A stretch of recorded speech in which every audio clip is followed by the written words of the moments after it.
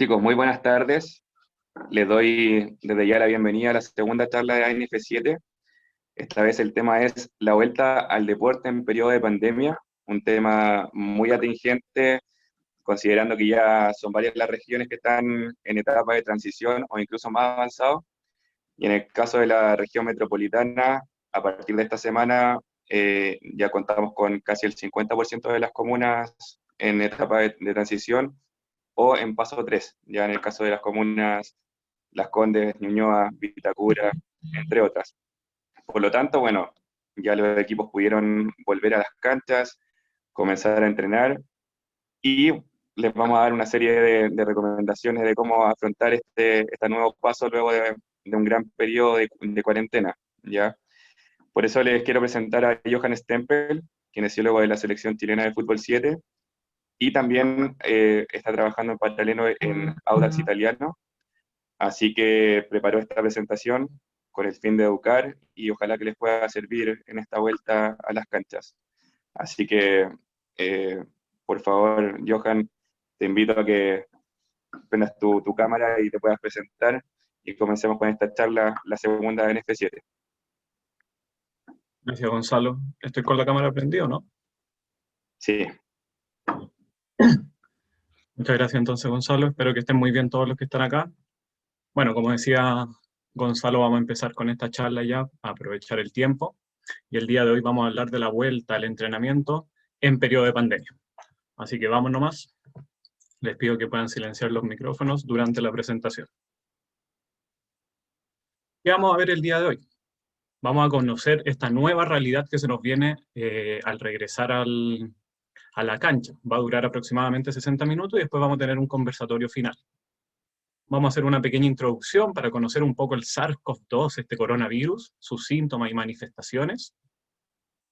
Vamos a hablar conceptos claves que necesitamos manejar en esta nueva realidad. Tenemos que saber cómo definir distintos conceptos, como el de los casos de COVID, como el contacto estrecho, la trazabilidad que se habla mucho qué es. Vamos a hablar después ya un poco lo que ha ocurrido en nuestra etapa de confinamiento, con impactos negativos, pero también algunos impactos positivos, para terminar con nuestra fase de retorno, medidas sanitarias, protocolos y hablar un poco del paso a paso del gobierno. Johan, Así un que, segundito. ¿sí? Bueno, van a ir surgiendo dudas. Los invito a que vayan dejando sus preguntas en el chat. Las vamos a estar leyendo al final de la presentación. Así que no es necesario que tengan que interrumpir la presentación. Al final vamos a dar ese espacio para resolver todas las dudas, ¿ya? Y consultas que tengan. Gracias, Gonzalo. Vamos entonces con nuestro primer capítulo de 4 del día de hoy, con la introducción a esta nueva realidad. Y para entender un poco la introducción tenemos que entender nuestro panorama, nuestro calendario de las cosas que han ido ocurriendo durante este año tan especial, ¿no es cierto? Pero todo empezó el 31 de diciembre del 2019, cuando se identificaron 27 casos de neumonía desconocida en Wuhan, China. Es una ciudad que está en la provincia de Hubei, donde viven más de 11 millones de personas. Todos estos casos de esta neumonía, hasta ese entonces desconocida, se relacionaban todos con un mercado mayorista de animales vivos, mariscos, etc. El 9 de enero del 2020 ocurre la primera muerte en China, dada por este desconocido todavía caso de neumonía. El 12 ya se le denomina como síndrome respiratorio agudo severo del coronavirus 2, vamos a ver por qué el número 2 más adelante. El 30 de enero del 2020, la Organización Mundial de la Salud declara este SARS-CoV-2 una emergencia de salud pública de preocupación internacional, sobre todo en los países que tienen esta salud pública precaria. Ya más adelante, el 11 de febrero, se nombra como COVID-19. El 3 de marzo llega el primer caso en Chile, no sé si lo recuerdan, en Talca. El 11 de marzo, la Organización Mundial de la Salud declara pandemia causada por este coronavirus. Esa misma semana, unos días después, empiezan los confinamientos por todo Chile, específicamente primero en la región metropolitana. Y ahí tenemos un lapsus, que es lo que vamos a hablar mucho en esta presentación, este cuadradito rojo de confinamiento, donde ya llegamos al día de hoy, el 2 de septiembre del 2020, que sería un poco como en los malls donde usted está aquí, estamos ahí después de 6 meses casi de confinamiento. ¿Qué ocurre? Tenemos fechas tentativas para retornar a la normalidad. Siempre la pregunta ahí entre los amigos, ¿cuándo creen que vamos a volver a esta normalidad? Bueno, pongo ahí una fecha tentativa, pero la verdad que lo más probable es que volvamos, pero volvamos a una nueva realidad. La situación a nivel mundial, con datos al día de hoy, son ya impresionantes. O sea, hay más de 25 millones de casos confirmados, casi llegando a 26 millones. Superamos los 800.000 fallecidos y tenemos un poquito más de 17 millones de casos recuperados. A nivel país, la situación es es proporcional igual a lo que ocurre internacionalmente, con casos confirmados sobre los 400.000, superamos la barrera de los 11.000 fallecidos y tenemos 387.000 y un poquito más de casos recuperados. Esos son los datos hasta el día de hoy. Y tenemos esta imagen un poquito que genera como miedo, que es un poco cómo ha sido esta propagación del SARS-CoV-2, del coronavirus a nivel internacional. Una imagen de una universidad estadounidense, Johns Hopkins, también a la fecha del día de hoy, que nos muestra esto un poquito parecido a una serie de Walking Dead, de zombies, cómo ha ido propagando a nivel internacional.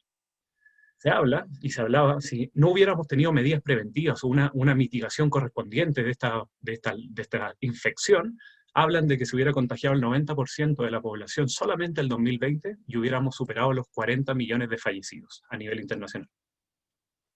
Y todo esto provocó que el impacto al nivel deportivo no fuera claro. O sea, tuvimos que apagar las luces del estadio, tuvimos que dejar de ir a jugar, tuvimos que dejar de aglomerarnos. Y obviamente el deporte tiene muchos beneficios, no solamente físicos, también psicológicos, emocionales, económicos también en muchos casos, educacionales, pero tuvimos que alejarnos de esto, apagar las luces y encerrarnos, aislarnos por un momento en nuestras casas. Ya llevamos casi 6 meses y sumando en algunas comunas de aislamiento. ¿Y por qué? Porque el deporte, el que los rivales se codeen, todos los fines de semana, que junte mucha gente el deporte, claramente era la antítesis por excelencia del distanciamiento social, que era lo que nos estaban pidiendo para mitigar, para disminuir esta infección. ¿Qué sabemos del coronavirus hasta ahora? No voy a entrar en mucho detalle sobre esto, pero tenemos que conocer que el coronavirus son 4 familias. Y dentro de la segunda familia, los beta coronavirus, hay 3 coronavirus durante nuestra historia. Los 2 primeros, y uno es el SARS-CoV-1 y el siguiente es el MERS-CoV, fueron epidemias, no fueron pandemias, ¿bien? Y ahora llegó nuestro tercer coronavirus, que es esta pandemia, que es el SARS-CoV-2. ¿Por qué la diferencia entre el nombre de SARS-CoV-1 y SARS-CoV-2? La verdad es que han descubierto que hay un 79,5% de similitud en los genomas de estos dos virus. Entonces, muchas cosas de las que vamos a hablar el día de hoy salen un poco por las cosas que sabemos del SARS-CoV-1. O sea, todas las cosas a largo plazo son extrapoladas del SARS-CoV-1 y no del SARS-CoV-2, que todavía tenemos muy poca información. Es muy joven, todavía no cumplimos ni siquiera un año. Lo vamos a cumplir el 31 de diciembre. Entonces no se saben tantas cosas, pero esta similitud nos ayuda a sospechar de las consecuencias que va a tener esta infección. Primer concepto clave que quiero que entiendan es que el estado clínico de la enfermedad resultante de una infección de SARS-CoV-2 se conoce como COVID-19. O sea, vamos a hablar de SARS-CoV-2 cuando estemos hablando de la infección, pero la enfermedad es COVID-19, para tener esa diferencia desde ya. Entonces, la enfermedad, COVID-19. A nivel de síntomas, pues sabemos que, la Organización Mundial de la Salud nos habla de que hay un sinfín de síntomas. Puede ir desde una persona sin síntomas o hasta la muerte. Pero lo que sí se sabe a nivel global es que la mayor porcentaje de personas que tienen COVID-19 presentan síntomas leves, un 81%. Ya enfermedades más graves llegan a un 14% y enfermedades críticas un 5%. Y ojo, a nivel internacional nos encontramos con que estos eran los síntomas más claves, los más claros, los que más repercutían cuando una persona estaba contagiada. El principal era fiebre, ¿no es cierto? Casi un 90% de las personas que tenían COVID-19 tenían fiebre. Lo seguía la tos seca, lo seguía la fatiga desproporcionada de mi cuerpo y esta sensación de ahogo, de no poder respirar. Y así también había un sinfín de otros síntomas que vamos a conversar más adelante, pero en menor cantidad. En Chile ocurrió una cosa completamente distinta. Los primeros 10.000 casos que hubieron en Chile fueron estudiados y los síntomas son los siguientes. Miren la fiebre, por ejemplo, cómo baja un 8,5%. No este 90% que teníamos a nivel internacional. O sea, podemos decir que solamente el 8,5% de las personas que se contagiaban de COVID-19 en Chile presentaban fiebre. Cosas muy distintas a lo que pasaba en otros lados. ¿Qué predominaba? La disnea, esta falta de aire, el dolor de cabeza, muy, muy común, la tos, el dolor de pecho, opresión de pecho, dolor de garganta, etc. Síntomas distintos entonces dependiendo del lugar donde estamos. Entonces, pregunta clave, ¿qué síntomas o signos puedo presentar? Estos van a ser una lista de síntomas claves que podemos presentar. Sin embargo, como les dije en una primera instancia, va desde sin síntomas hasta una neumonía grave, hospitalización o incluso la muerte. Lo importante que ustedes tengan claridad desde ya es que puede ser cualquier cosa no común en ustedes que puede ser un signo o un síntoma de este SARS-CoV-2. Pero los más clásicos, fiebre, tos, dolor de cabeza, opresión en la cabeza, esta sensación de ahogo que no puedo respirar, que me falta el aire, dolor de garganta, dolor al tragar también, esta fatiga desproporcionada, en nuestros deportistas generalmente van a sentirse fatigados, pero desproporcionado, o también presión de pecho, dolor en el tórax, dolor muscular no coherente. El día de mañana con nuestros atletas, si van a estar en una sesión de gimnasio, por ejemplo, de tren superior, y al otro día tienen dolor en solamente tren inferior o algo que no tenga sentido, también puede ser un síntoma del SARS-CoV-2. La pérdida brusca del olfato o la pérdida brusca del gusto, también muy clásicos y muy comunes en Chile. Vómitos, mareo, diarrea, erupciones en la piel, podríamos agregar, o sea, un sinfín de cosas que ustedes por lo menos tienen que conocer los más clásicos, pero también saber pesquisar en el momento oportuno cualquier otro síntoma que no aparezca en esta diapositiva. Hay factores de riesgo que claramente van a empeorar, por así decir, nuestra infección y posteriormente la enfermedad que suframos. Como la edad avanzada, el sexo masculino, se ha comprobado una mayor mortalidad en los hombres que en las mujeres, el estado de la salud con el que estaba justo antes de enfermarme, el tabaquismo, el consumo del alcohol también van a ser claves. Y todo esto también se van a mezclar con cosas que siempre son factores de riesgo, para bien o para mal, como protectores o que pueden desencadenar un peor estado. La genética, el sistema inmune y variantes de SARS-CoV-2. Ya ha salido un poquito en las noticias, a veces en las noticias hablan de más, por así decirlo, pero hay variantes de SARS-CoV y en Chile ya se conocen 2 distintos. Y todo esto va a englobar a que mi carga viral sea distinta. O sea, una persona de sexo femenino, deportista, que no fuma, que no bebe alcohol, y le llega una carga viral, va a tener una carga viral menor a comparación de una persona masculina con sobrepeso, de sobre 80 años, va a tener una carga viral que incluso podría ser 60 veces más fuerte que la de la otra persona. ¿A qué voy? A ustedes les puede llegar, pueden contagiarse y va a ser quizás algo mínimo, una gripe común y corriente. Pero a otra persona esa misma carga le puede repercutir en cosas peores, incluso la muerte.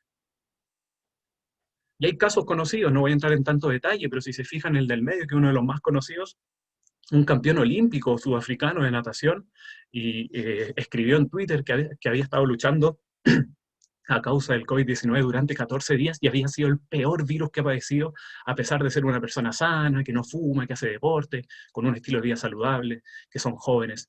O sea, tenemos que cuidarnos a toda costa, no porque hayan factores de riesgo más claves, nosotros estamos inmunes o algo por el estilo.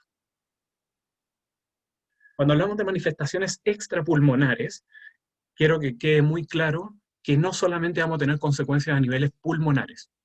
Si se fijan en la imagen, el SARS-CoV-2, o sea, la infección de este COVID-19, va a llegar en una primera instancia a los pulmones, pero también va a repercutir en cualquier órgano de nuestro cuerpo. Puede ser a nivel renal, con distintas patologías, enfermedades abdominales. En el corazón se ha estudiado que gente, después del SARS-CoV-1, que pudieron hacer un control y una evaluación a futuro, a largo plazo, el 72% persistía con una taquicardia. A nivel hepático, a nivel del mediastino, de los pulmones, obviamente hay una consecuencia. A nivel de la piel también hay distintas patologías que se relacionan con el SARS-CoV-2, en el sistema reproductivo, con dolor, en el sistema visual, En el parto también ya se está estudiando mucho, y a nivel neurológico también, incluso llegando a convulsiones o accidentes cerebrovasculares y distintas patologías neurológicas graves. ¿Qué me quiero quedar con esta imagen y que se queden ustedes? Que puede llegar a haber una falla multiorgánica, ya que el SARS-CoV-2 llega a los pulmones, a un receptor en específico, pero después por el torrente sanguíneo, por nuestra autopista llena de sangre, ese virus puede propagarse hacia cualquier otro órgano y a muchos órganos y generar una falla finalmente de todo nuestro cuerpo. No es un problema que ocurra puntualmente, 14 días, listo, de alta, te vas y todo bien. Pueden haber repercusiones a largo plazo y por eso tienen que ser siempre evaluadas por un especialista, la gente que haya tenido coronavirus. En el segundo capítulo vamos a hablar de conceptos claves que tenemos que entender, definiciones que tenemos que conocer. Y para empezar tenemos que entender que existen, como les hablaba, las personas asintomáticas, o sea que pueden transmitir la infección, pero aunque ellos no tengan síntomas. Se habla de un 50% de la población, actualizando un poco los datos, de que podría ser personas asintomáticas, un 50% más de los casos que ya se conocen. Y sobre todo van a transmitir la enfermedad en su periodo de incubación. ¿Qué es el periodo de incubación? Es el periodo entre que te infectas hasta que estás afectado, o sea, de infección hacia afección. ¿Qué quiere decir eso? Desde que tengo el coronavirus en mi cuerpo, el virus en mi cuerpo, hasta que empiezo a desarrollar síntomas. ¿Ya? Ojo, no todos presentan síntomas, pero si llego a presentar síntomas, tengo este periodo de incubación que se habla de una media de 5 días. La transmisión de una jugadora, un jugador que tenga COVID-19 puede llegar hasta 2 jugadores. Ahora, eso en un caso promedio, de 2,2 por paciente, pero también puede ser, si no sé, si viajan en un bus, todo el bus contagiado.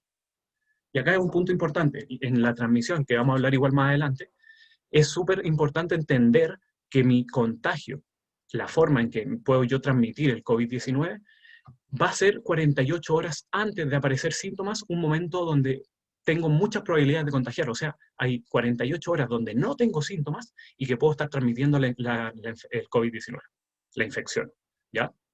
Y sobre todo el día que presento síntomas. Los síntomas en menores de 70 años duraría aproximadamente 14 días, incluso puede llegar hasta la muerte. En mayores de 70 años se habla de 11 días y con una mayor probabilidad de muerte también. Y la letalidad, se habla de que el promedio de los fallecidos a nivel mundial ha sido de 75 años y el COVID-19 tiene una letalidad aproximadamente del 3%, mucho más baja que la que presentaba el SARS-CoV-1 y muchísimo más baja que el MERS-CoV, que tenía casi un 35% de letalidad. O sea, casi un tercio de probabilidades de morir si es que me contagiaba por MERS-CoV. En este caso es un 3%. De aquí vemos cómo un jugador o una jugadora podría estar infectando a 2 compañeras o compañeros si no se logra pesquisar o encontrar el virus. Cuando hablamos de la transmisión, actualmente la transmisión más común es interpersonal, quiere decir que si bien todo esto empezó en los animales, en el murciélago, más un animal X que no se conoce todavía, con esta enfermedad zoonótica que logró por fusión contagiar a humanos, porque si no, no lo hubiéramos, si no hubiera ocurrido esta fusión, no nos hubiéramos contagiado, pero bueno, era una bomba del tiempo. Actualmente es interpersonal, como le digo, entonces de persona a persona. O sea, las medidas son claves. Hay muchas cosas que tenemos que hacer que vamos a estar conversando para evitar esta transmisión. Pero claramente el contacto, el ir a lugares aglomerados, el estar de repente, hay un riesgo mayor en transporte público, el tocar el dinero, todas estas aglomeraciones o reuniones o no usar el distanciamiento social van a ser un aumento de probabilidades de transmisión. Son pequeñas partículas de gotas de SARS-CoV-2 que yo al estar hablando puedo, primero que fluyan por el aire y después pueden caer en cualquier material, mantenerse ahí y después yo voy, agarro ese material, no me lavé las manos como corresponde, y ese mismo material que toqué y que dejé en un segundo, justo con esa mano voy y me rasco el ojo, me rasco la nariz, la boca, y me contagio.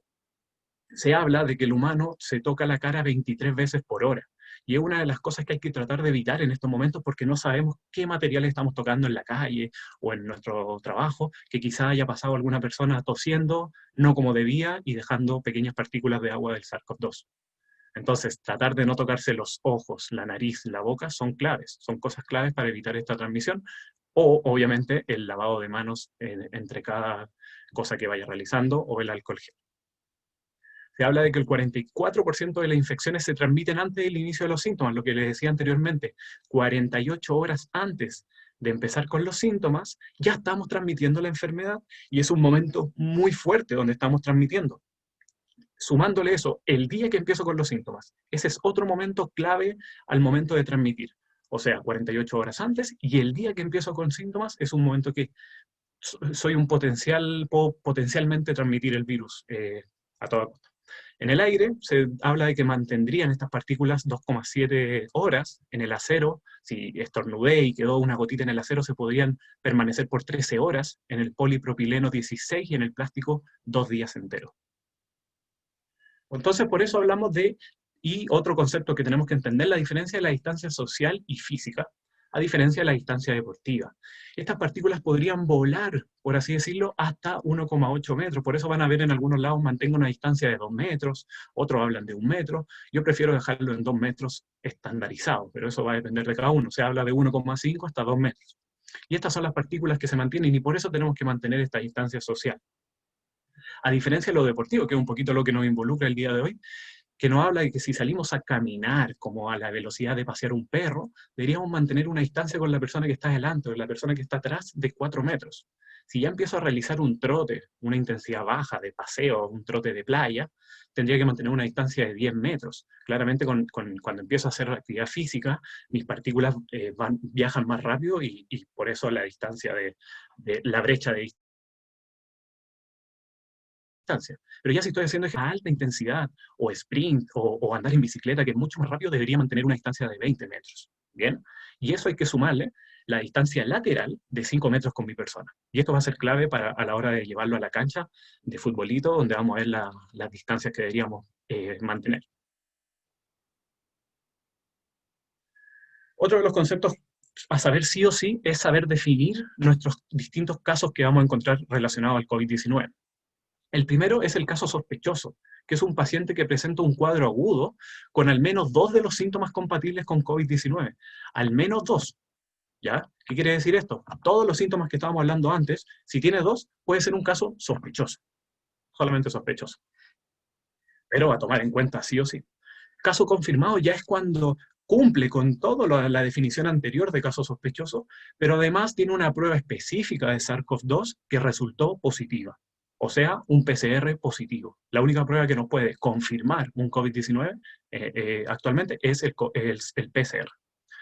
Además, podemos tener un PCR positivo en una persona que no generó síntomas y después de una evaluación exhaustiva tampoco tiene síntomas, pero es un caso confirmado positivo de COVID-19 porque tiene un PCR positivo, pero asintomático. También están los casos probables, que es cuando cumple con toda la definición de caso sospechoso, se hace el PCR y su resultado no es ni positivo ni negativo, sino que es indeterminado. ¿Ya? También ocurre, y ese caso se toma como sospechoso, pero si desarrolla un síntoma, uno que sea de todos los que hemos hablado, o cualquier cosa rara, rara me refiero a lo típico que sufre él, se toma como un caso confirmado inmediatamente y no necesita de un PCR para confirmarlo, ya es un caso confirmado.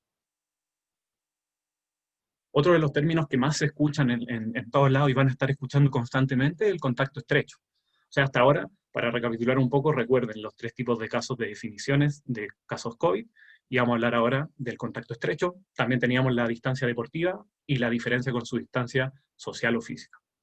El contacto estrecho se define de 2 formas. El primer caso para hacer un contacto estrecho es un contacto cara a cara con un caso confirmado o probable durante más de 15 minutos acumulativos en el periodo que se extiende desde 48 horas antes del inicio de los síntomas. Caso confirmado o probable. Es importante saber las definiciones entonces. En el periodo desde 2 días antes de donde empezaron los síntomas de este caso confirmado o probable. Por eso es tan importante ver con quién tuvo contacto desde antes de los síntomas. Ya vamos a hacer un ejemplo más claro después. Otro ejemplo es compartir un espacio cerrado con un caso confirmado o probable durante un periodo prolongado, o sea, sobre 2 horas, en el periodo nuevamente que se extiende desde 48 horas antes del inicio de los síntomas. O sea, siempre vamos a estar pensando, empezó mi síntoma el día 0, tengo que pensar en 2 días antes, de con quién estuvo en contacto estrecho. Y obviamente hacia adelante también. Y así es como tenemos finalmente nuestros casos y nuestros contactos. Casos confirmados, como hablamos, con síntomas o sin síntomas, sospechoso, probable. Y más abajo, el contacto estrecho, que el día de mañana se puede dar en cancha, se puede dar en lugares cerrados, como el camarín, las duchas, por eso vamos a ver las medidas a tomar, y también se puede dar con familiares, y a eso me refiero más que nada al afuera del recinto, al afuera del entrenamiento, fuera del día del partido, en otros lados, que va a ser la probabilidad más alta, ahí donde estamos con los familiares. Y nos aparecen dos nuevos conceptos a saber: el aislamiento obligatorio y la cuarentena individual obligatoria. El aislamiento, como su nombre lo dice, busca aislar casos enfermos de los casos sanos. Así de simple. Mientras que la cuarentena individual busca restringir el movimiento de personas sanas, por así decirlo, para que no aumente su probabilidad de contagiarse de casos enfermos. El aislamiento entonces se le va a dar a un caso que pensemos que puede ser COVID-19, mientras que la cuarentena puede ser a esta persona, a este jugador el día de mañana o entrenador que sospechamos que tuvo contacto estrecho con una persona. Entonces, la ponemos en cuarentena para ver qué ocurre con él y le restringimos el movimiento, pero está sano. Esas son las diferencias entre esos dos conceptos. Y aquí le llevo el ejemplo práctico. Imaginemos que estamos en octubre del 2020, imaginemos solamente un caso utópico, esperemos que así sea, y nos llega un jugador el lunes donde nos damos cuenta de que tiene síntomas. Por alguna pregunta, nos dimos cuenta que estaba con fiebre o algo por el estilo, el día lunes 12. Le preguntamos, seguimos investigando y nos cuenta que empezaron sus síntomas el sábado 10. No nos dijo nada, cosa que no debería pasar de ahora en adelante en esta nueva realidad. Pero nos dice que empezaron los síntomas el 10. O sea, ¿desde cuándo puede estar contagiando a esta persona? Hace 2 días atrás. Y sobre todo, o sea, el 8, el 9 y el 10 que empezaron los síntomas son días donde está muy fuerte la probabilidad de contagiar a otra persona. O sea, puede contagiar durante 14 días aproximadamente y desde 2 días antes de que empezaron sus síntomas. ¿Y qué tenemos que hacer con esta persona que nos alertamos tarde? 2 días después nos alertamos de sus síntomas, se va automáticamente a un aislamiento por 14 días. Y esto es lo que tenemos que estar haciendo constantemente en nuestros clubes o en nuestras ligas. Tenemos que estar, por eso tenemos que pesquisar información. No vamos a hacer quizá el trabajo, a no ser que esté algún entrenador de algún club en específico, que ahí sí, pero los de las ligas no van a tener que hacer el trabajo como tal, solamente de pesquisar en el momento oportuno en los ingresos para no permitir el ingreso. ¿Por qué? Porque esta persona que tenía síntomas el sábado puede contagiar 2 días atrás. Y tenemos que buscar a esas personas, tenemos que tener la tarea de esto es trazabilidad, este es el seguimiento, esta es la búsqueda que tenemos que hacer de contacto estrecho. Aquí, por ejemplo, el jueves nos cuenta que estuvo 2 horas con una persona en la misma pieza conversando, compartiendo un café, conversando después del entrenamiento, se quedó, y esas personas pasan a ser contacto estrecho. ¿Qué tenemos que hacer con esas personas? Por ejemplo, acá el hombre se tiene que ir a cuarentena, no aislamiento, porque es un caso un contacto estrecho solamente, no es un caso confirmado, pero esta persona se va a tener que ir a cuarentena individual por 2 semanas. Esta persona nos dice que la vio a esta mujer el jueves, pero también la vio el domingo. Entonces el día domingo, desde ese día se toma en cuenta 14 días también de cuarentena obligatoria individual para esa persona. Eso es trazabilidad. Vamos con el tercer capítulo de confinamiento. Y claramente las consecuencias del confinamiento han sido numerosas. No vamos a discutir que el impacto ha sido significativo, muy significativo a nivel físico, pero también a nivel psicológico, mental.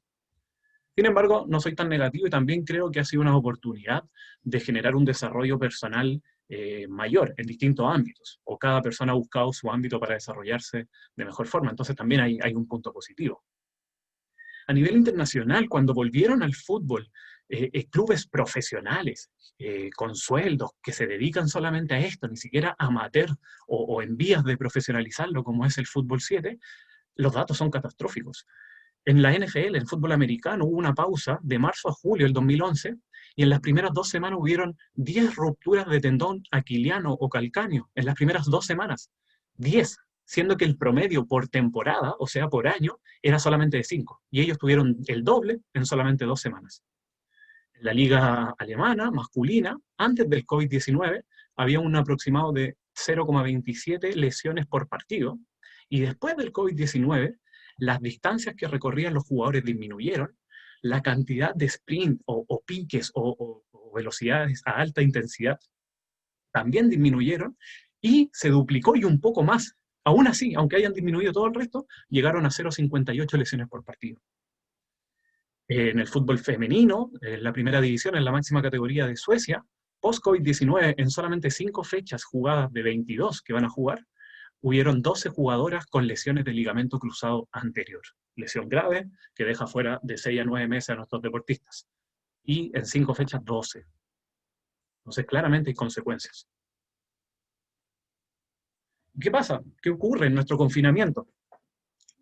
Y un grupo de jóvenes fueron reunidos, un pequeño estudio, fueron reunidos para este estudio hecho por algunos científicos, que consistía en un juego muy simple. Mientras le medían el nivel de estrés a cada participante, ellos tenían que levantar una piedra y adivinar si había una serpiente bajo la piedra o no. Si al levantar había una serpiente, le llegaba un pequeño electroshock, obviamente suave, en su mano. El caso era que las piedras salían por un patrón. O sea, habían piedras que siempre, al levantarlas, no había nada. Habían otras piedras con este patrón que siempre al levantarlas aparecía una serpiente y le llegaba el electroshock. Y había una tercera piedra que no sabías si te iba a llegar, si había una serpiente o no. ¿Bien? Lo interesante del estudio fue que los niveles de estrés no aumentaban cuando ellos sabían que al levantar la piedra iban a recibir un electroshock, sino que sus niveles de estrés aumentaban cuando no sabían si les iba a llegar o no este electroshock, porque no sabían si había una serpiente o no. Le llegara electroshock o no le llegara electroshock, al levantar esta piedra, sus niveles de estrés aumentaban. Y eso es lo que hace esta pandemia así de complicada. No sabemos qué clase de golpe recibiremos o cuándo. Y esa especie de incertidumbre es la que genera ansiedad y aumenta todos los niveles de lesión. No es lo mismo irse en diciembre, 2 meses de vacaciones sabiendo que en marzo volvemos con todo, con el club, a entrenar con mis compañeros, que repentinamente, con una identidad de atleta, con una figura pública quizás como un deportista, de la noche a la mañana no pueda salir de su casa y no sepa cuándo puede volver. Y así es como ocurren consecuencias a nivel fisiológico. No voy a entrar en tanto detalle puntual como tal, pero nuestro corazón sufre consecuencias. A nivel pulmonar también tenemos consecuencias. Ojo que todos estos valores son estudios de 4 a 6 semanas de para, y cuando el deportista se va, como les digo, de vacaciones, por así decirlo. Nunca se ha estudiado 5, 4, 6 meses incluso de para y sumándole esta incertidumbre que estábamos hablando previamente. Nuestros músculos son más pequeños, son más cortos. Pasamos también de tener un tipo de fibra muscular a otro tipo de fibra muscular que seguramente no nos va a servir para el deporte cuando queramos regresar. Nuestra producción de la benzina de nuestro cuerpo no se genera como era antes. Entonces tengo menos benzina para utilizar a la vuelta. Mis tendones son más rígidos. Y eso solamente a nivel fisiológico. A nivel físico nos vamos a encontrar con una flexibilidad disminuida, capacidades de saltos también disminuidas, la velocidad, los cambios de dirección también bajan. Obviamente me estoy alimentando peor a como era antes. Mi masa muscular disminuye, mi grasa aumenta. El sueño, todos hemos tenido problemas de sueño durante el confinamiento, la soledad, el insomnio aumentan, tengo menos exposición a la luz solar y esta incertidumbre y ansiedad es constante. Sin embargo, como les dije al principio, no todo es negativo durante este confinamiento. También tenemos cosas positivas y a recalcar y resaltar. Como por ejemplo, ha sido un tiempo para que la gente se pueda recuperar de sus lesiones por completo. Tiempo que no tiene un deportista que juega constantemente o que entrena constantemente. Han podido potenciar atléticamente y de forma individual sus cualidades, han podido trabajar prevención de lesiones, han podido educar, o estas instancias como estamos haciéndolo ahora, distintos tipos de educación. Hay varios clubes que han hecho estas educaciones constantes de distintos temas, nutrición, la calidad del sueño, alimentación, etc. Ha habido un desarrollo personal en aumento. Han podido trabajar cosas tácticas, cosa que en una temporada normal, por los tiempos, no se puede alargar tanto. Desarrollo de habilidades motoras en las jugadoras más jóvenes, se ha generado un hábito de monitorización con distintas escalas o percepciones que en estos momentos de confinamiento ha sido muy, muy útil el tiempo para educarlas, para enseñarlas y ojalá aplicarlas el día de mañana en cancha. Finalmente había un reinicio fisiológico y mental completo de nuestros deportistas y también del staff técnico, no hay duda, y se ha podido generar una cohesión de equipo mayor. Obviamente esto caso a caso en el club a club.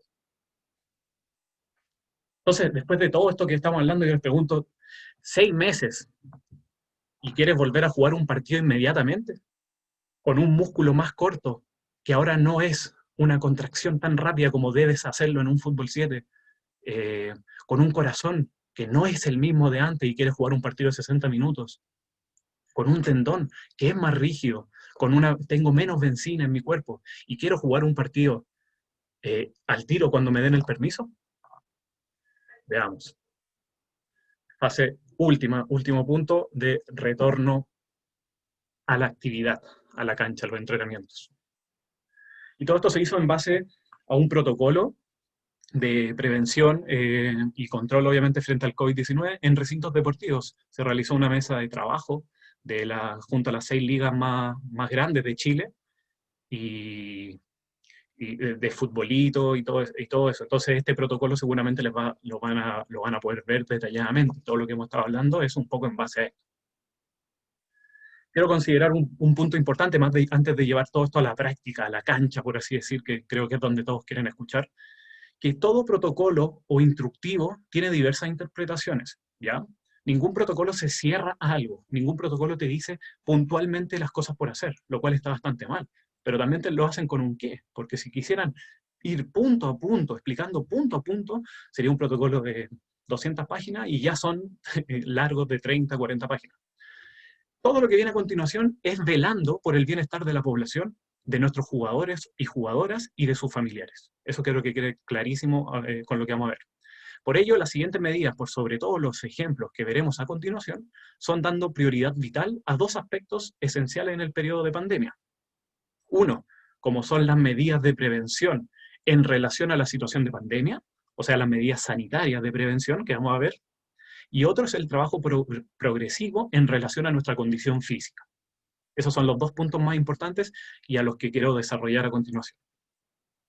Y para entender esto y el porqué de todas estas charlas es que desde ahora tenemos que todos y todas estar educados con respecto a estas medidas preventivas. Tenemos que empoderarnos del retorno a los entrenamientos.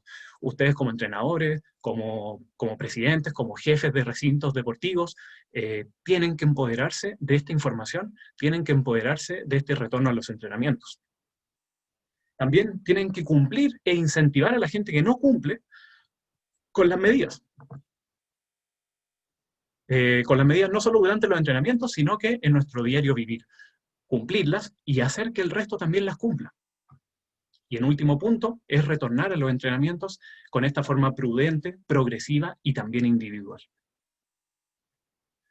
El Colegio Americano de Medicina Deportiva hablaba sobre los riesgos en el fútbol y lo separó en un semáforo muy simple de hablar, donde decían que el verde, o sea, el lugar donde hay menos riesgo de contagio, es realizar entrenamientos o ejercicios en casa, solo o con los miembros de tu familia, de tu propia casa, y cada una con su material. El amarillo, el naranjo era este riesgo medio, donde participa en cualquier actividad, ya en espacios públicos, pero solo, nuevamente, o con integrantes de tu familia. Con integrantes de tu familia, pero ya en espacios públicos. Y el mayor riesgo de contagio lo vamos a tener en el fútbol, ojo, en el fútbol solamente, cuando participen en juegos por equipos o en grupos grandes con personas que no sean miembros de tu hogar y estén compartiendo balones. Medidas preventivas a tener clarísimas. El higiene de manos va a ser clave. Ya hablamos un poco cómo se transmitía el SARS-CoV-2, entonces el lavado de manos tiene que ser constante. Antes de salir de la casa, al llegar al recinto, al terminar el entrenamiento y al volver a la casa. Solamente pueden utilizar el alcohol gel, se habla de un máximo de 3 veces entre lavados de manos. Sé que hay gente que lo hace todo el día. El uso de EPP, de los elementos de protección personal, si hay staff técnico en los entrenamientos, dirigiendo, no sé, tienen que usarlo siempre, la mascarilla y los guantes, mientras que los jugadores en todo momento, excepto durante el entrenamiento, durante la sesión. El distanciamiento deportivo, ya lo hablamos previamente. la limpieza del material utilizado, evitar el contacto de cualquier objeto o material dentro del estadio, del recinto deportivo, de forma innecesaria, ¿verdad? Y uno de los puntos más importantes es la notificación temprana de los síntomas respiratorios.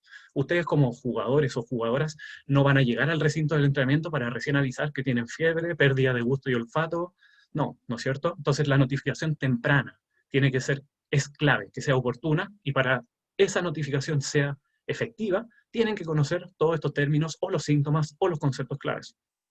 Y lo mismo para cualquier personal del club o trabajador de la liga. Entonces van a ver varias veces estos afiches tipo, ya no es nada finalizado ni nada, pero son cosas clave, o sea, el uso de la mascarilla, la temperatura al ingreso, el desinfectar sus manos, el evitar contactos innecesarios como el saludo, el no compartir materiales, tu propia botella, ya voy a hablar un poquito de eso, el desinfectar zapatillas, si es que está la opción de un pediluvio en el ingreso, y obviamente prohibir el uso de lugares compartidos como camarines. Y luego retirarse inmediatamente del recinto. Un poquito la ley que se habla ahí de forma un poco más coloquial, lo que queremos es que vayan, es como ir a jugar un partido con gente que te cae mal. Vas, juegas el partido y te vas inmediatamente. No vas, conversas antes del partido, te quedas conversando después, no. Debería ser ir, jugar y devolverse a la casa. Como medidas secundarias, pero no menos importantes, la vacuna de la influenza, aunque ya ha pasado un poco el tiempo, no hubo un pic de influenza este año dado a las medidas preventivas, y es lo que quizás deberíamos implementar en un futuro para siempre, no solamente por el caso de COVID. La mascarilla ya lo conversamos, el entrenamiento idealmente al aire libre, el traslado en vehículo particular idealmente, o si no pueden aumentar las probabilidades de contagio, este pediluvio de entrada. Voy a pasar rápido esto porque ya lo hemos estado conversando. El camarín y duchas cerradas, en una primera instancia por lo menos, evitar estas aglomeraciones y por ningún momento o por ninguna opción compartir hidratación o toallas. Alimentación tampoco. Y tampoco compartir la botella, no me queda agua, me compartes y pasarle agua de una botella a otra. Idealmente en las primeras fases no compartir material, o sea, en las primeras fases no compartir material. También es una ley bastante difícil de cumplir en el futbolista, pero no escupir, evitar tocarse la cara, no hacer estos contactos innecesarios como saludos, festejar goles, fotos, etc. El higiene respiratoria, si voy a toser en el antebrazo y después inmediatamente un lavado de manos o en un papel desechable inmediatamente botarlo. Un descanso adecuado va a ser importante, el rol familiar va a ser clave, no sirve de nada que tomemos medidas en sus clubes si en sus familias no lo están haciendo. Y recomiendo a las ligas, recintos y clubes tener estrategias de emergencia ante cualquier caso, o sea, fallecimiento de algún jugador o de algún familiar cercano a algún jugador.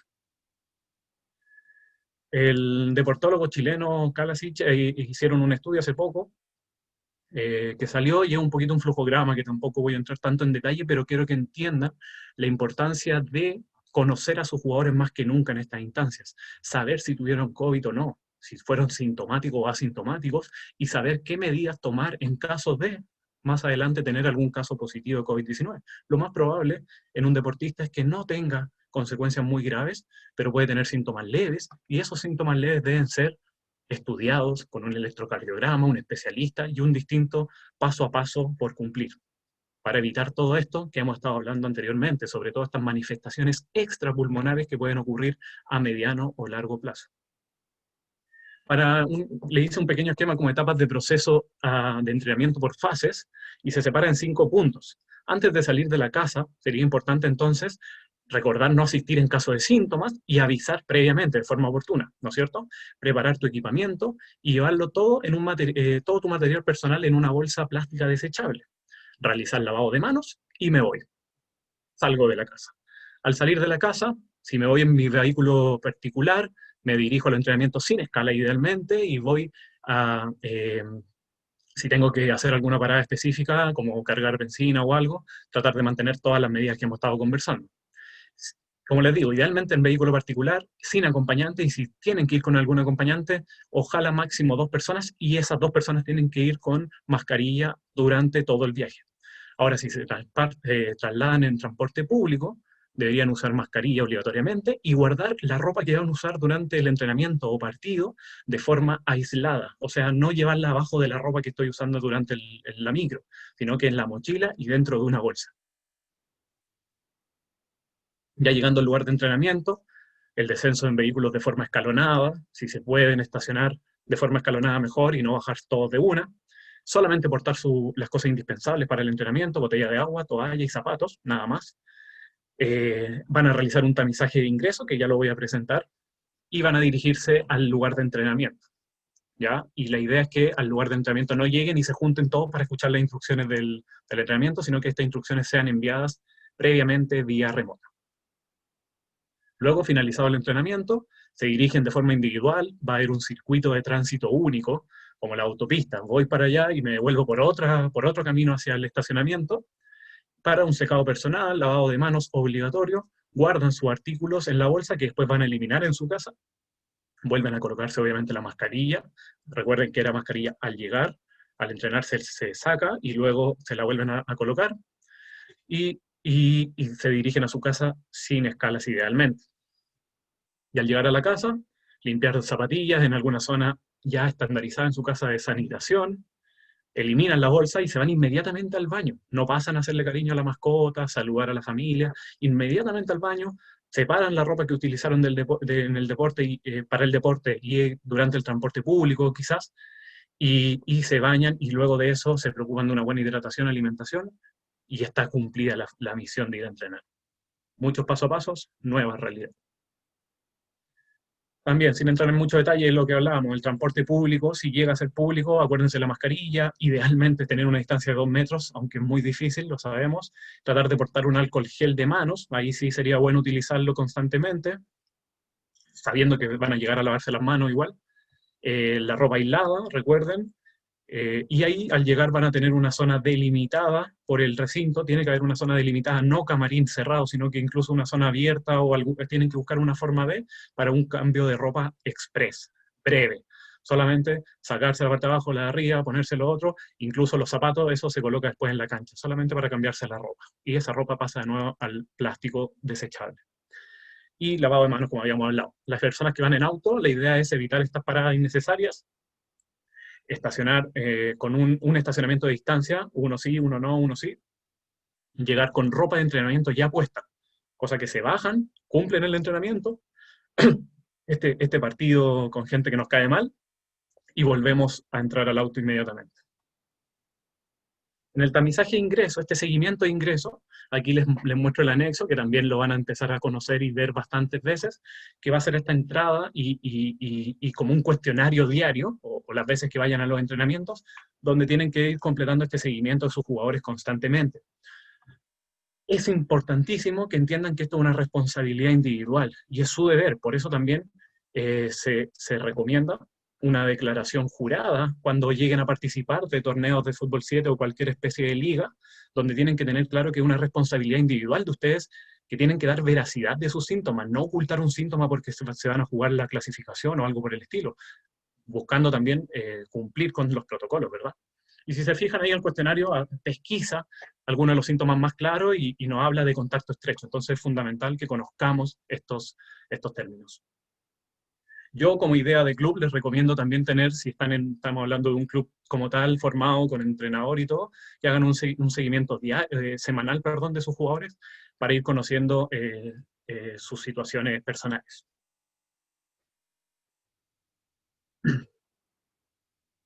Entonces, como les decía, esto es una responsabilidad individual, pero lamentablemente puede tener consecuencias colectivas. O sea, el aviso de síntomas de forma oportuna, la sinceridad a la hora de responder estos cuestionarios va a ser clave, porque no solamente ponen en riesgo a sus cercanos, o a mis cercanos, o a ustedes mismos. Es todo un trabajo colectivo que tenemos que cumplir.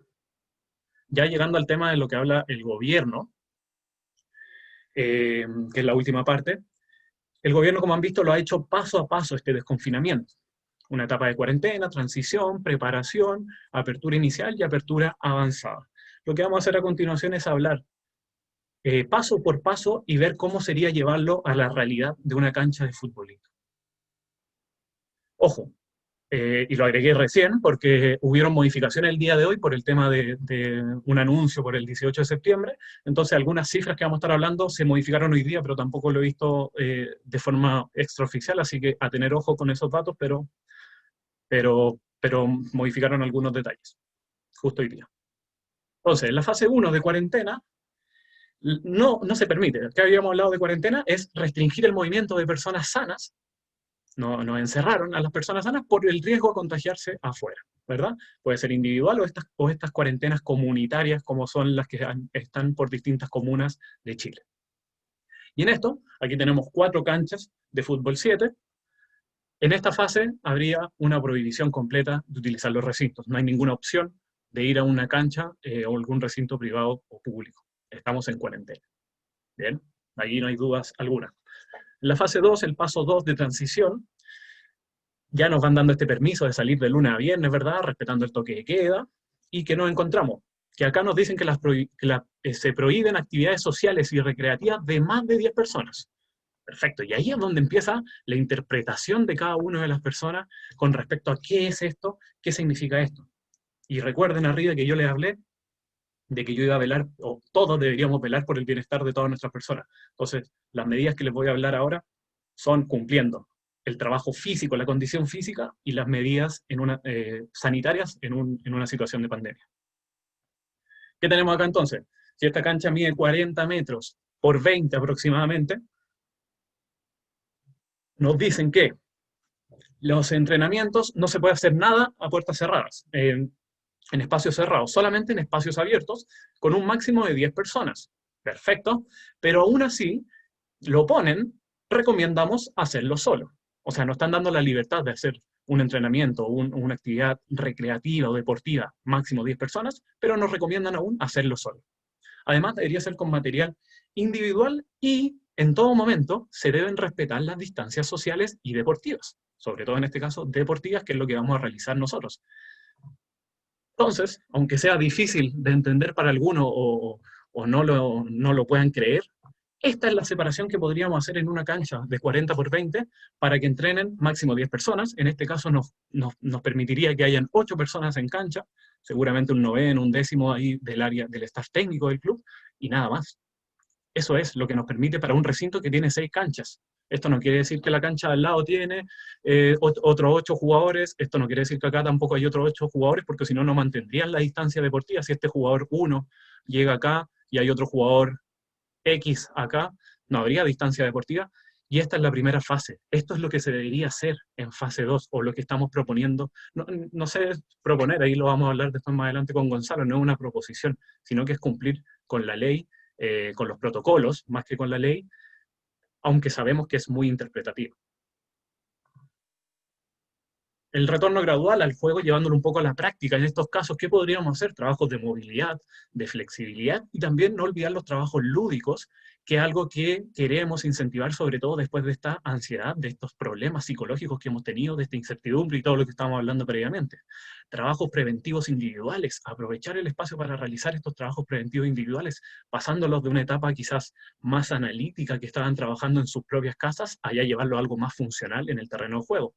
Desplazamientos sin y con balón, y en una primera fase idealmente lineales, hacer trabajos de aceleración y desaceleración, gradualmente obviamente, y lineales solamente, para terminar con circuito anaeróbico aláctico, trabajos de intermitencia.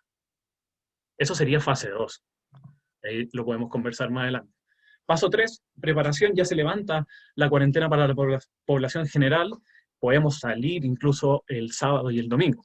Varias comunas ya empezaron esta fase 3 el día de hoy. Y nuevo, mismo ejemplo, 40 metros por 20, y nos siguen recomendando hacerlo solo. Ojo, nos siguen recomendando hacerlo solo. Pero nos hablan de un máximo de 5 personas en lugares cerrados y un máximo de 25 personas en lugares abiertos, además de material individual o dual. Pero, el pero grande es que tenemos que seguir manteniendo las distancias deportivas. Así es. Y esto es lo que podríamos realizar. Acá tengo a 24 personas en un recinto de 6 canchas, cada una cumpliendo con sus separaciones, distanciamientos deportivos, y tenemos quizá un equipo acá entrenando nuevamente, ya en una fase 3, otro entrenando en otro lado, cada uno por sus carriles, y otro equipo también entrenando en otro lado, en otra cancha, con una separación de una cancha entre medio para que no estén, para que cumplan, perdón, con este distanciamiento deportivo. ¡Wow! Muy distinto quizás a lo que hacen varios, puede ser, pero bueno, tenemos que velar por nuestros jugadores, por nuestros familiares y respetar todavía que estamos en una situación todavía de pandemia, todavía en un desconfinamiento que es paso a paso, y también no olviden el componente físico. No me sirve de nada ir a una cancha de fútbol a no cumplir las medidas sanitarias y tampoco cumplir con mis condiciones físicas para retornar de forma segura y oportuna al deporte. Entonces, ese sería nuestro esquema de fase 3 de preparación. ¿Qué haríamos en estos trabajos? Progresamos, seguimos con trabajos preventivos individuales, hacemos ya pases con compañeros de equipo y definición, podemos ahí estar haciendo un material un poco más dual, mayor cantidad de saltos, empezar a trabajar la técnica de salto y la mayor y más cantidad de saltos, ya trabajos multiplanares con cambios de dirección y terminando con un circuito también anaeróbico, pero ahora láctico, y seguimos con esos trabajos intermitentes entonces al final. Obviamente a grandes rasgos, sin entrar en detalle ni nada, pero una pequeña idea de lo que se podría hacer para seguir este trabajo progresivo. Paso 4, esta apertura inicial. Vamos con la cancha nuevamente, y tenemos que este ya es el punto del retorno gradual a la competencia, es la fase donde ya se pueden hacer un poco más de trabajo de entrenamientos, de amistosos, de campeonatos. Entonces por eso lo pongo como un retorno gradual al fútbol 7. Máximo de 10 personas en lugares cerrados, pero 50 personas en lugares abiertos. Y aquí, otra vez, ya estamos haciendo trabajos más mezclados, aquí ya podemos mezclar grupos, un equipo, por ejemplo, lo vemos allá, otro equipo por acá, otro por acá y otro por acá. ¿Por qué no la cancha del medio? También podría ser, solamente que tenemos que respetar estas 50 personas en este recinto deportivo, privado. Retorno gradual entonces, y esto no es una sesión, no es en la misma sesión, ahora solamente les muestro que podría ser en una primera fase, quizás en un primer día de fase 4, un trabajo ya más táctico con el grupo, con el equipo, en otro día quizás un partido entre los mismos jugadores del mismo club, en otro día un partido amistoso con equipo rival, y ya en una última instancia, perdón, un retorno a la competencia, siempre y cuando la autoridad sanitaria lo permita. Y en la última fase, ya de la apertura avanzada, tendríamos este retorno a la competencia ya más normal, ¿verdad? Esperemos. Pero en nuestra nueva realidad. Sin entrar en mucho detalle, por el tiempo, este retorno gradual que estábamos hablando, cada uno va a tener su estrategia, pero traten de que sea progresivo, de que sean bien planificadas, buscando disminuir la mayor cantidad de lesiones, que sea un trabajo individualizado y monitorizar constantemente distintas cosas, como las cargas, como nuestra frecuencia cardíaca en reposo, nuestros niveles de estrés, de bienestar, cuestionarios de bienestar o temas psicológicos, y no olvidar los cuestionarios diarios o semanales sobre más relacionados con el COVID y los síntomas que pueden presentar nuestros jugadores o nuestros trabajadores. Entonces, progresivamente, de forma escalonada, hasta la competencia. Entonces, finalmente, para ir cerrando, tenemos que ir adaptándonos, ya vamos camino a camino, ha sido súper difícil generar protocolos, asimilar también ha sido súper complejo de que se viene una nueva realidad, pero ya se dio, es así y tenemos que ir adaptándonos a esta nueva realidad. Este distanciamiento social, como lo vemos acá, este no contacto innecesario, no generar contacto innecesario, el uso de mascarillas previo al partido y después del partido, la distancia aquí si se fijan en la banca, con un puesto sí, otro puesto no, lo mismo en los estacionamientos, uno sí, otro no.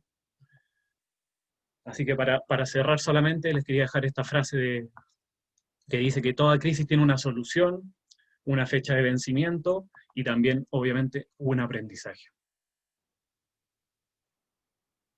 Así que muchas gracias, les dejo ahí mi número, mi Instagram, mi correo, lo que ustedes quieran. Si tienen más dudas que no podamos resolver ahora a continuación, disponible 100% para resolver dudas con respecto a esto y cualquier otra cosa con mayor detalle si quieren. Así que muchas gracias por escucharme. Gracias a ti, Johan. La verdad que está muy completa la presentación, aclara muchas dudas. Yo creo que le ha pasado a los clubes que ahora, claro, se puede volver, pero no tienen claro qué pueden hacer, qué no. desde el punto de vista de los paso a paso y también cuidando a esos jugadores. Ya no queremos que se lesionen. Así que pasemos a las preguntas. Hay algunas preguntas ya que han hecho a través del chat. Los invito también, todos quienes tengan preguntas, que quieran resolver alguna duda de la presentación, vayan ingresándolas y Cristian Vázquez nos va a ayudar con eso. ¿Ya? Vale, vale. Mira, Camilo Figueroa pregunta, ¿qué tan confiables son los test rápidos? Perdón, no te escuché. Camilo Figueroa pregunta, ¿qué tan confiables son los test rápidos? Vale, buena pregunta, Camilo. No entré en ese detalle por cosa de tiempos. El diagnóstico del COVID-19, como les dije en la presentación, tiene que ser sí o sí con un PCR, ¿ya? Eso sí o sí, que es un test, el hisopado nasofaríngeo, que, con la cosita en la nariz, que pasa al laboratorio y se demora 2 días aproximadamente en que te digan esto si eres positivo, negativo, y también puede ser indeterminado. Después de eso tenemos test serológicos, que nos ven el control, nos analizan la cantidad de anticuerpos que tenemos, que estamos desarrollando hacia el SARS-CoV-2. Tenemos el IgM, la inmunoglobulina G y la inmunoglobulina M. Y eso es lo que pesquisan los test rápidos. Pero dentro de los test rápidos tenemos 2 categorías también, que son pruebas con sangre siempre, que se van al laboratorio y te dicen la cantidad específica de unidad de absorción por mililitros de sangre de cada uno de estos anticuerpos. Y el otro, el test rápido, que tiene una confiabilidad de 60-70%, que es como un test de embarazo, que solamente un dígito, con lancetas te sacan un poquito de sangre y se coloca en el lugar y te marca con una rayita si tienes inmunoglobulina G o IgM o nada.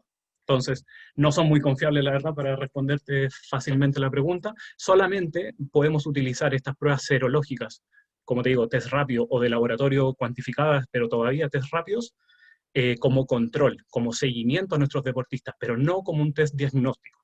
O sea, si alguien tuvo coronavirus con PCR positivo, con el paso de las semanas podemos hacerle test rápido para ver cómo están sus anticuerpos, si ya se crearon anticuerpos o no, y cómo va esa evolución. Súper. Javier Cerda pregunta, antes de entrar a ritmo de competencia, de liga, ¿cuánto tiempo de acondicionamiento físico recomiendas? Antes de entrar en... buena pregunta, Javier, también. Muchas gracias por estar acá escuchando. Es un tema, siempre se ha hablado de que si tenemos una para de 2 meses, debería ser la mitad del tiempo como pretemporada, o sea, 1 mes. Imagínate ahora 6 meses de para y seguimos sumando, y 3 meses de pretemporada no hay posibilidad, ni siquiera los clubes masculinos, ahora que vuelve el fútbol femenino tampoco va a estar la posibilidad de entrenar lo que deberíamos hacer como pretemporada. Así que es difícil, no sé si me lo pregunta en esta situación. En esta situación yo hablaba de 6 semanas a 7, 8 semanas de solamente pretemporada, trabajos físicos progresivos, respetando todos los paso a paso para poder volver de mejor forma y disminuir la cantidad de lesiones. Pero es súper difícil porque tampoco está ese tiempo cuando volvamos a los entrenamientos. Diego O sea, Calderón. a los profesionales no les dieron el tiempo permitido en ninguna liga a nivel internacional, entonces es súper difícil. Pero eso recomiendo yo, 6 semanas a 8. Diego Calderón pregunta si los equipos están trabajando de manera virtual por Zoom u otras vías, al menos 3 veces por semana. ¿Qué recomiendas para el inicio de los entrenamientos en cancha? ¿Algún periodo de adaptación o ir lleno de trabajos? Hola Diego, saludos. Los trabajos virtuales por Zoom, siendo categórico, lo único que hacen es disminuir lo rápido que bajan nuestras condiciones físicas o fisiológicas, pero aún así van a bajar porque no estamos preparados como ser humano para estar encerrados y hacer actividad en 1 metro por 1 metro, 5 metros por 5 metros, lo que tengan de espacio, pero en casa. No es lo mismo. Entonces, un entrenamiento Zoom lo único que hace es disipar un poquito, que esta disminución sea un poco más progresiva, más lenta. Ya también tiene cosas beneficiosas y se ha estudiado. Así que recomiendo 100% volver como si fuera un momento donde nadie hizo nada, casi. O sea, volver a pretemporada desde cero, y ahí es muy importante la individualización. O sea, no todos tus jugadores seguramente entrenaron 3 veces por semana, había uno que no se conectaba nunca, otro que se conectaba siempre, había seguramente alguno con COVID-19 positivo, o probable, o sospechoso, y todos esos tienen que tener un retorno separado, distinto. No todos pueden volver con la misma carga, todos vivieron este confinamiento de forma distinta. Súper. Vladimir Hernández dice que su pregunta relacionada al nivel cardiovascular. Si los glóbulos rojos se ven involucrados por el virus, tenemos serios problemas de aumentar la capacidad aeróbica o de disminuirla como tal. ¿Crees tú que es posible llevar un protocolo adecuado para asumo que es la capacidad o el sistema de entrenamiento? Llevarlo a cabo con un protocolo adecuado para la recuperación de tanto aporta condición física. Sí, creo que entendí. Claro, o sea, el SARS-CoV-2, esta infección, como les decía, llega específicamente a los alvéolos, o sea, la parte más profunda de los pulmones, y luego por el torrente sanguíneo viaja a otras localidades de nuestro cuerpo, por así decirlo. Y sí, existen ya se están creando protocolos específicos del Colegio de Kinesiólogos para cómo debería ser este trabajo progresivo en personas con COVID-19, ya sean casos con síntomas leves, moderados, severos y sobre todo para casos hospitalizados, que es donde más se está trabajando para que este retorno sea progresivo. Obviamente el caso de hospitalizado se da muy poco en un futbolista, en un deportista, pero como les mostraba también han ocurrido, y ahí está ese trabajo progresivo cardiovascular, muy progresivo, muy progresivo. Esas son todas las dudas. No sé si alguien tiene alguna más que quiera comentar, que quiera decir, o con eso estamos. Si alguien quiere consultar a viva voz, puede hacerlo ahora.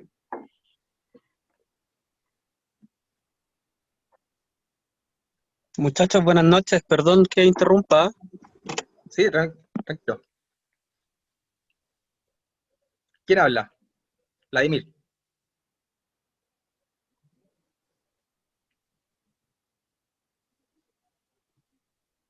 Se perdió su conexión. Ahí sí. Hola, buenas noches, muchachos. Acá me presento, Vladimir Hernández, Hola, de Vladimir. Quijote Fútbol Club. Oye, nada, agradecer la charla, Johan, bueno, y claramente a todos los involucrados que quisieron participar. Creo que es de suma importancia el que tengamos claro cómo es que vamos a tener que volver a afrontar el deporte rey que tanto amamos todos. Y nada, solamente quería comentarte, Johan, que fue algo que en verdad fue muy instructivo, creo que nos sirvió a todos, y agradecerte por la instancia. Nada más que eso, chicos. Lo Gracias, escuché Vladimir. todo y me pareció muy, muy, muy agradable la charla que tuvimos. Nada más que eso. Muchas gracias, Vladimir. Gracias. Eso, chicos. Gonzalo. Bueno, yo por mi parte, para cerrar, quiero agradecerle a Johan. La charla, como le dije, fue muy completa, se complementa lo que dice Vladimir. Qué bueno que sientan que les va a servir. Ojalá que puedan aplicar muchas de estas cosas. Si tienen dudas, consúltenos a través de NF7, podemos llegar a Johan si no tienen su contacto, por cualquier duda, recomendación que necesiten. ¿Ya? Lo más importante, ustedes vieron, las recomendaciones son muy distintas de lo que está pasando. Ustedes saben los que están en fase 2, en fase 3, en rigor se está jugando. Muchos complejos están ocupando todas las canchas, entonces los invito a ser responsables. Sé que todos estamos con muchas ganas de volver a jugar, nosotros queremos también que vuelvan las competencias, pero claro, si no somos responsables, quizás esto se va a seguir extendiendo y va a repercutir más fuerte de lo que esperamos. Entonces ya hemos esperado tanto tiempo que no queremos que vuelvan a las canchas y se lesionen, no queremos que se propicien más contagios. Así que por eso les queríamos dejar esta información, que es relevante, y ojalá que lo puedan tomar, y si ustedes conocen equipos que ya están jugando, que les hagan llegar esta información, y por último, cada persona ve si les sirve, si hacen caso o no hacen caso, porque en rigor es súper interpretativo el paso a paso, ¿ya? Incluso la gente que tiene cancha, incluso la gente del Ministerio del Deporte, les cuesta ser claros y que no sea tan ambigua la información de qué se puede hacer y no se puede hacer. Johan aquí les dijo en estricto rigor lo que se debería hacer según las recomendaciones y según el paso a paso. ¿Ya? Se van a encontrar con partidos amistosos, se van a encontrar con canchas que están ocupando más del quórum que se está recomendando, pero eso, claro, es interpretación de cada cual, ¿ya? Tratemos de ser responsables y y seguir ojalá estas recomendaciones para que volvamos pronto a la competencia, que creo que es lo que todos quieren, ¿ya? Así que le agradezco mucho su tiempo. Vi que surgió una pregunta ahora, Cristian. Sí, pregunta si le podemos facilitar la presentación. Sí, no hay problema. Sí. Si tú puedes Bueno, mandárselas a los inscritos. se grabó de todos modos esta presentación, se va a Ah. subir a YouTube de ANF7, al canal, a ANF7 Chile, y también, bueno, si es que alguno la quiere y Johan no tiene problema, no hay ningún inconveniente para poder compartirlo. No, ningún problema. Solo Así que, informar que el retorno tiene que ser gradual. Y los clubes que tengan kinesiólogos y que cuenten con un preparador físico, esto es una tarea multidisciplinaria, ¿ya? No se puede llevar a cabo solo, tienen que trabajarlo de manera conjunta. Por lo que acaba de mencionar Johan con el tema de las lesiones, es importante saber manejar bien las cargas. Así que idealmente que hagan un trabajo multidisciplinario para el retorno y no se lo tomen a la ligera. Traten de escuchar y hacer atención a lo que dijo Johan, que la presentación fue la más completa que he visto en caso de COVID. Así que eso. muchas gracias, Johan, nuevamente. Gracias, Cristian, también por moderar. Y le agradecemos su tiempo por haber mostrado interés y querer participar de esta charla, ¿vale? Estamos en contacto y esperamos volver pronto a la competencia, ¿vale? En fase 4, gradualmente. Así que le mando un Muchas abrazo a gracias. todos y espero que estén bien. Que estén bien. Gracias Hasta a todos luego. los que estuvieron.